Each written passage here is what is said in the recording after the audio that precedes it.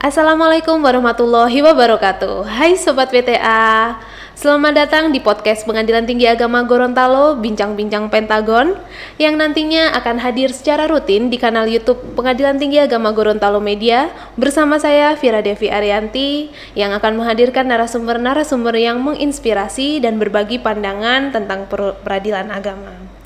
Nah, di kesempatan yang luar biasa ini telah hadir bersama saya Bapak Ketua Pengadilan Tinggi Agama Gorontalo, Bapak Dr. Andes Haji Muhammad Abdul Sulaiman, Sarjana Hukum, Magister Hukum. Assalamualaikum Pak. Waalaikumsalam warahmatullahi wabarakatuh. Iya, bagaimana Bapak Ketua kabarnya hari ini Pak? Alhamdulillah sehat, ya semoga Mbak Vira sehat juga dan sukses terus. Amin. Nah, terima kasih Pak sudah meluangkan waktunya untuk dapat berbincang-bincang bersama Bincang-Bincang Pentagon di studio yang sederhana ini Pak. Di episode perdana ini kita akan mengajak audiens kita untuk berkenalan dulu nih Pak dengan Pengadilan Tinggi Agama Gorontalo ya Pak ya. Ya, silakan Mbak Vira. Nah, di episode perdana ini saya ingin menanyakan tentang tugas dan wewenang Pengadilan Tinggi Agama Gorontalo Pak. Mungkin ada beberapa tuh yang belum mengetahui apa sih tugas dan wewenang Pengadilan Tinggi Agama Gorontalo Pak. Mungkin bisa diberikan sedikit bocoran Pak. Terima kasih Mbak Vira, saya senang sekali bisa hadir di dalam bincang-bincang Pentagon ya. Iya.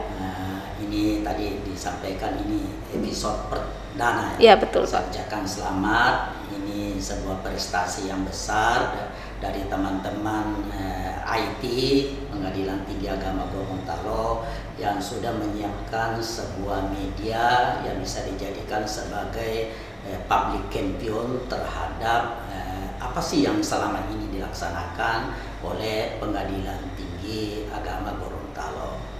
Saya kira memang menarik ya untuk diketahui oleh masyarakat terkait dengan tugas dan wewenang Pengadilan Tinggi Agama Gorontalo.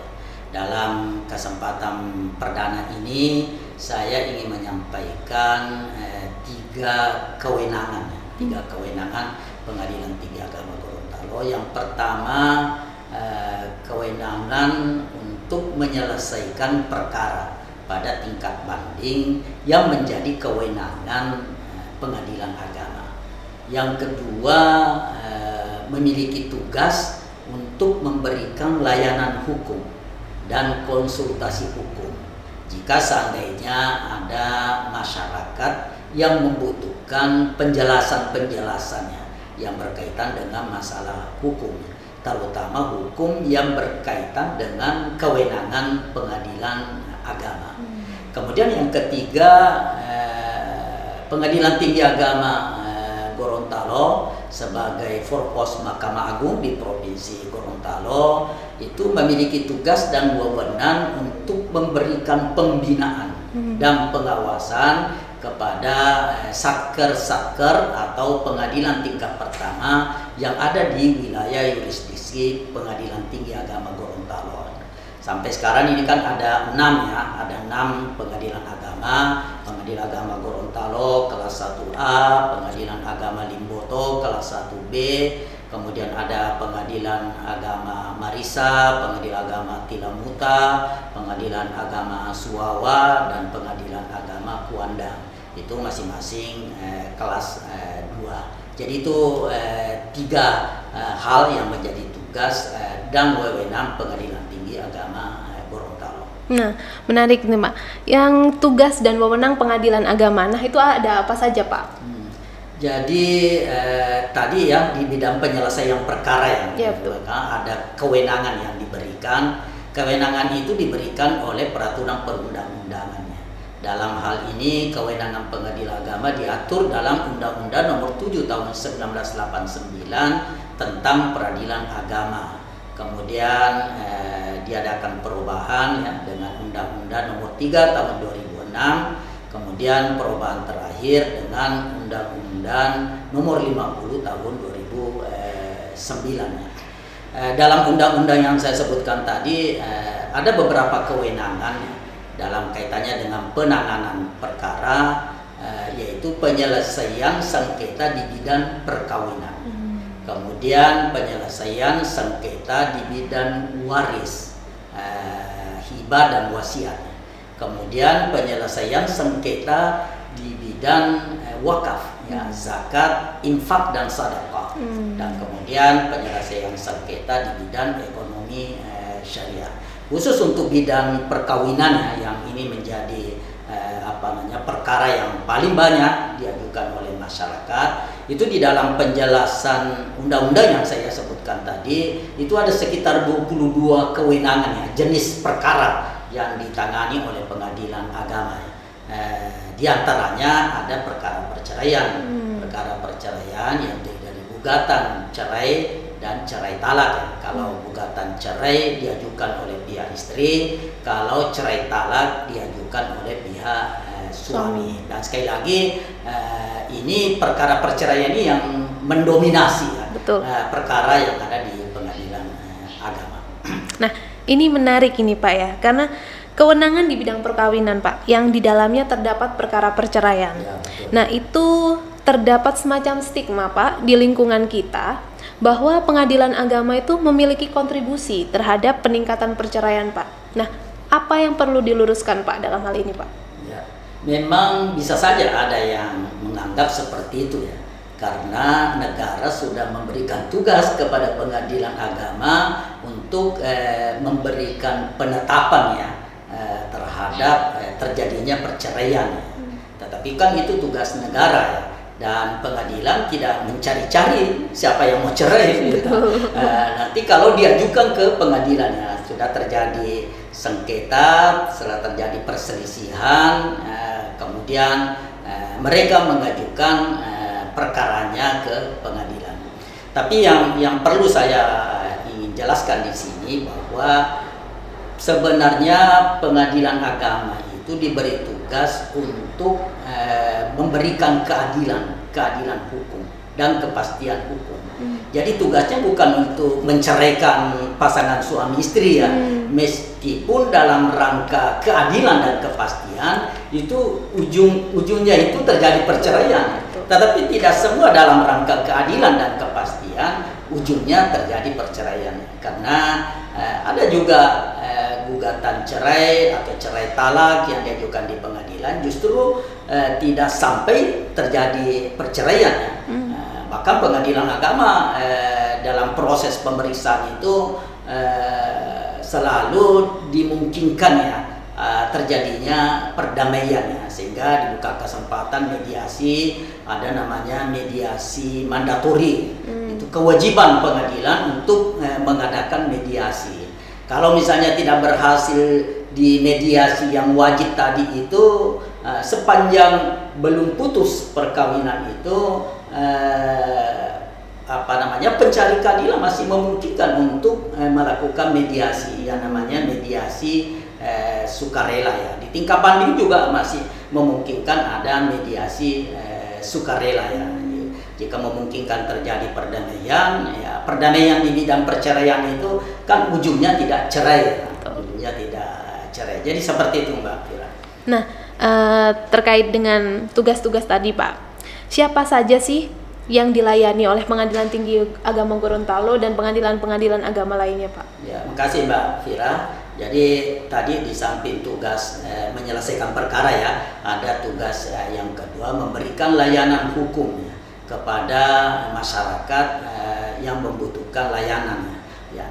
Kalau ditanyakan siapa sih yang dilayani dalam hal ini, ya seluruh masyarakat, seluruh masyarakat yang memerlukan penjelasan hukum yang seperti saya katakan tadi, yang ditanyakan itu yang diperlukan masyarakat dan diajukan atau dimintakan di Pengadilan Tinggi Agama Gorontalo adalah hukum-hukum yang berkaitan dengan kewenangan yang saya sebutkan tadi, ya, mulai ada bidang perkawinan, ya, ada bidang waris, ya, dan seterusnya sampai kepada sengketa ekonomi syariah. Tetapi selain masyarakat umum, terkadang juga banyak dari kalangan perguruan tinggi, seperti dosen, seperti mahasiswa, mungkin dalam rangka penyelesaian tugas-tugas akademik, ya, mereka memerlukan informasi-informasi hukum, memerlukan konsultasi di bidang hukum, khususnya yang berkaitan dengan kewenangan peradilan agama, ya. Mereka datang ke pengadilan untuk mendapatkan informasi informasi itu ya mungkin dalam rangka penugasan-penugasan seperti makalah, ada disertasi, ada tesis dan sebagainya. Nah, berarti stakeholder dari Pengadilan Tinggi Agama Gorontalo itu bukan hanya dari para pencari keadilan ya Pak ya? Iya benar Mbak Fira, jadi bukan hanya pencari keadilan tapi masyarakat yang memerlukan informasi ya, memerlukan konsultasi hukumnya. Kami Pengadilan Tinggi Agama Gorontalo ya siap untuk untuk memberikan layanannya. Bahkan kalau kita merujuk tadi dengan 3 kewenangan pengadilan agama itu, tugas itu, maka di samping stakeholder pencari keadilan dan masyarakat umum juga aparatur pengadilan yang ada di pengadilan agama ya, yang ada di wilayah Pengadilan Tinggi Agama Gorontalo ya, baik secara institusional maupun secara personal yang terkait dengan tugas-tugas kedinasan mereka di pengadilan agama. Nah, terkait dengan tugas-tugas tersebut Pak, apa saja sih langkah-langkah yang sudah diprogramkan oleh Pengadilan Tinggi Agama Gorontalo untuk memaksimalkan pelayanan terhadap stakeholder-stakeholdernya Pak? Ya, terima kasih Mbak Fira. Memang kami di Pengadilan Tinggi Agama Gorontalo sejak awal sudah menyadari bahwa Pengadilan Tinggi Agama Gorontalo merupakan salah satu institusi yang diberikan tugas untuk memberikan pelayanan kepada masyarakat.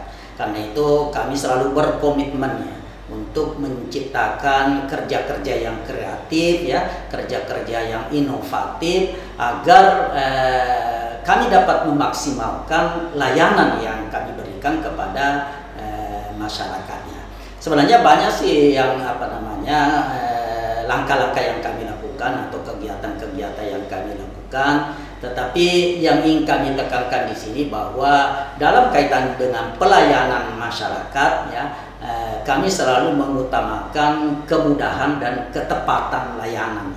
Dan saya menyadari atau teman-teman di Pengadilan Tinggi Agama Gorontalo sadar bahwa salah satu hal yang memungkinkan terwujudnya kemudahan dan ketepatan itu adalah layanan yang berbasis elektronik ya, yang melakukan kegiatan-kegiatan yang berbasis elektronik. Sehingga di Pengadilan Tinggi Agama Gorontalo sudah kita siapkan ya dengan berbagai aplikasi-aplikasi yang berkaitan dengan tugas dan kewenangan kami, baik yang dibuat oleh Mahkamah Agung ataukah yang dibuat oleh Direktorat Jenderal Badan Peradilan Agama maupun aplikasi-aplikasi yang dibuat sendiri oleh Pengadilan Tinggi Agama Gorontalo bersama dengan Pengadilan Agama sewilayah Provinsi Gorontalo. Saya misalnya contohkan ya untuk bidang penanganan perkara ya, ada aplikasi yang disiapkan oleh Mahkamah Agung ya, itu ada SIPP namanya, Sistem Informasi Penelusuran Perkara ya. Ini sangat bermanfaat sekali bagi masyarakat ya. Kenapa saya katakan demikian? Karena masyarakat bisa mengikuti perkembangan penanganan perkara mereka ya. Sejak berawal pada didaftarkannya perkara itu di pengadilan sampai kepada penyelesaian perkara itu. Dia bisa ikuti perkembangannya ya, meskipun selama ini ya masyarakat harus menggunakannya melalui website ya. Lalu Pengadilan Tinggi Agama Gorontalo mencoba untuk menampung ya persoalan-persoalan yang bersifat lokal ya, di mana Pengadilan Tinggi Agama Gorontalo menyadari bahwa tidak semua pencari keadilan di wilayah ini sudah familiar dengan websitenya. Maka diciptakanlah sebuah aplikasi yang kami sebut di sini notif ya, notifikasi perkara ya. Ini sebenarnya hampir sama dengan SIPP. Cuma kalau SIPP kan semua perkara ya itu berlaku secara nasional dan digunakan oleh keempat lingkungan peradilan yang ada. Tapi kalau notifikasi perkara ini hanya terbatas untuk perkara-perkara yang terdaftar di Pengadilan Tinggi Agama Gorontalo. Tetapi masyarakat pencari keadilan yang berperkara di Pengadilan Tinggi Agama Gorontalo itu bisa menelusuri perkembangan penanganan perkaranya sejak terdaftar sampai penyelesaian penanganan perkara itu. Juga yang berkaitan dengan layanan informasi yang tadi juga merupakan kewenangan daripada Pengadilan Tinggi Agama Gorontalo, kami sudah menciptakan juga layanan informasi yang berbasis teknologi informasi. Sehingga dengan aplikasi ini masyarakat yang memerlukan informasi hukum, memerlukan konsultasi di bidang hukum, tidak harus datang ke Pengadilan Tinggi Agama Gorontalo, tetapi cukup dengan menggunakan aplikasi itu sudah bisa mengajukan pertanyaan dan sudah bisa mendapatkan jawaban dari Pengadilan Tinggi Agama Gorontalo. Dan Dirjen Badila juga sudah menyiapkan ada namanya PTSP online.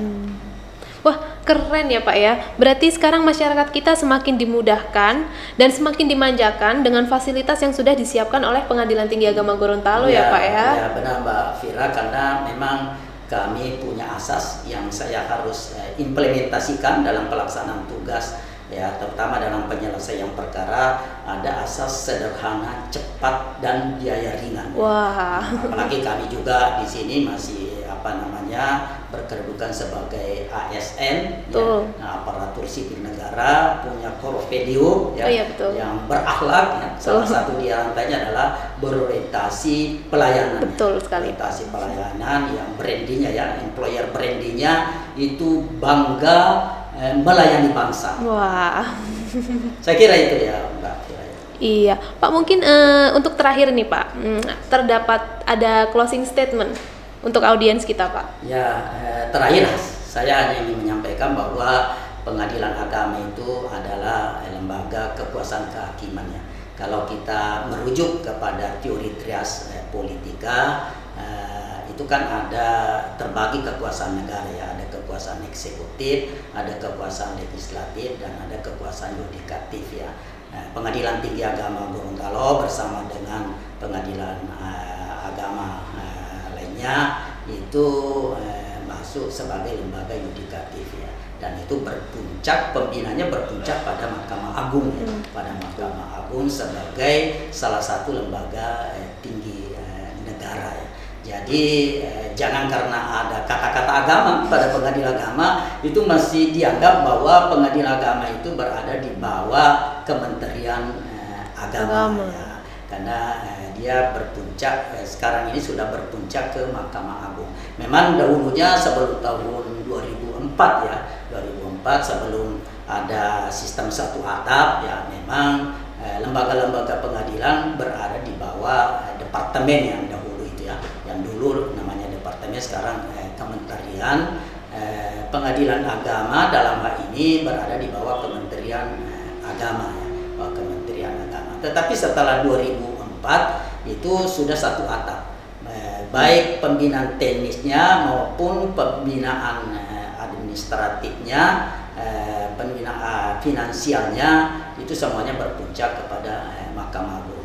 Tadi saya betulkan sedikit, kalau sebelum tahun 2004 ya, khusus untuk pembinaan administratif dan finansialnya itu berada kepada Kementerian Agama, Departemen Agama itu sebelum tahun 2004. Tapi sesudah tahun 2004 itu semuanya, apakah pembinaan teknis, apakah administrasi dan finansial, semuanya berpuncak kepada Mahkamah Agung.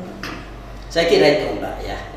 Ya, terima kasih Bapak sudah meluangkan waktunya untuk dapat berbagi informasi dengan audiens kita di Bincang-Bincang Pentagon Bapak. Terima kasih sudah berbagi ilmu. Ya, sama-sama Mbak Fira.